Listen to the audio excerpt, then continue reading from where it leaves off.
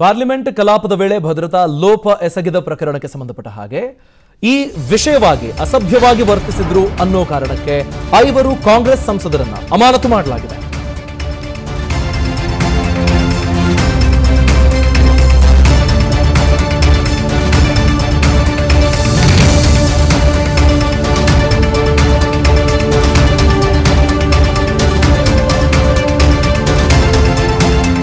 ಕಾಂಗ್ರೆಸ್ನ ಸಂಸದರಾದ ಜ್ಯೋತಿಮಣಿ, ಹೈಬಿ ಎಡನ್, ಟಿಎನ್ ಪ್ರತಾಪನ್, ರಮ್ಯಾ ಹರಿದಾಸ್, ಡೀನ್ ಕುರಿಯಾಕೋಸ್ ಇವರುಗಳನ್ನ ಲೋಕಸಭೆಯಿಂದ ಸಸ್ಪೆಂಡ್ ಮಾಡಲಾಗಿದೆ. ಲೋಕಸಭೆಯಿಂದ ಅಂತಂದ್ರೆ ಈ ಚಳಿಗಾಲದ ಅಧಿವೇಶನ ಮುಗಿಯುವವರೆಗೆ ಅವರು ಬರೋ ಹಾಗಿಲ್ಲ ಅಂತ ಅಧಿವೇಶನದಿಂದ ಸಸ್ಪೆಂಡ್ ಮಾಡಲಾಗಿರೋದು.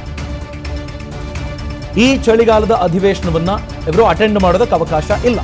ಸದನದ ಬಾವಿಗಿಳಿದು ಪ್ರತಿಭಟನೆ ನಡೆಸ್ತಾ ಇದ್ರು. ಇವರ ಜೊತೆಗೆ ಟಿಎಂಸಿ ಸಂಸದ ಡೆರೆಕ್ ಒಬ್ರಿಯಾನ್ ಕೂಡ ಅಮಾನತಾಗಿದ್ದಾರೆ.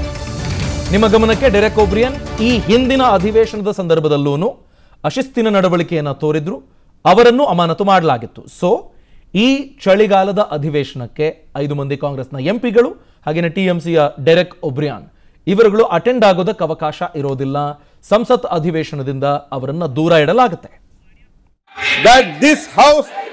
Having taken the serious note of the misconduct of Sri T.N. Pratapan, Sri Hibi Hidden, Sushri Jyotimani, Kumari Ramya Haridas and Sri Dean Kuryakos in utter disregard to the House and the authority of the chair, and having been named by the chair, resolved that above mentioned members to be suspended from the service of the House for the remainder session under Rule 374(2).